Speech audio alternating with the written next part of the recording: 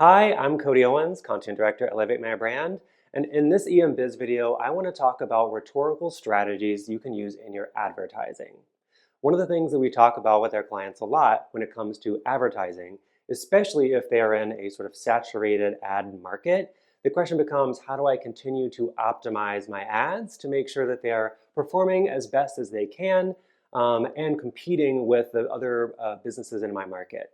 And using rhetorical strategies in the language and like the headlines and descriptions that you use is one key way in order to elevate your brand above the rest.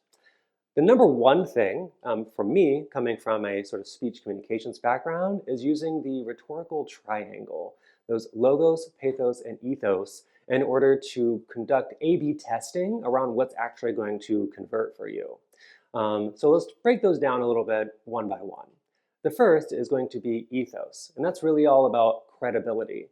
Think about when you see a toothpaste commercial and they say 9 out of 10 dentists recommend. That's calling on the credibility of these unnamed dentists to tell you that the people who know what they're talking about actually approve of this product. But you can also do that as well. If you're a founder with a history in the market that you're in, you can talk about your educational background, about your story, about how you became who you are, how you started the business, etc. So that's one way that you can test your little ad copy, is to start with, I am such and such blank, or we have 30 years of experience in blank. The second one is going to be pathos. And pathos is really all about emotion. It's about that emotional relational connection with people. Think about those really sad ASPCA, what is it? The animal ads with Sarah McLachlan with all the sad music and they make you feel so sad. I will always cry at those, just putting it out there. They're calling on your emotion to make you make a decision, right? They're saying, here's a really sad problem and you can fix it. But even if you don't have that kind of like deep emotional impact on your product or service or brand, you can still call on the emotion of your users by saying that you care about the safety of your children, right? So you want this really safe toy.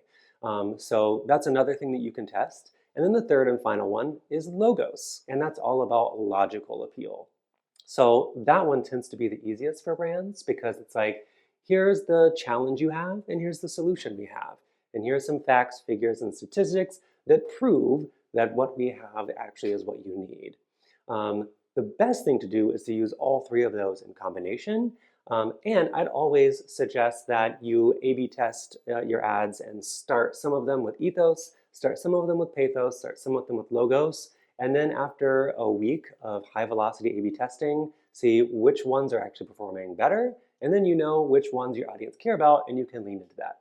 So that's how you can get an edge on your competitors, by using the rhetorical triangle in your advertising.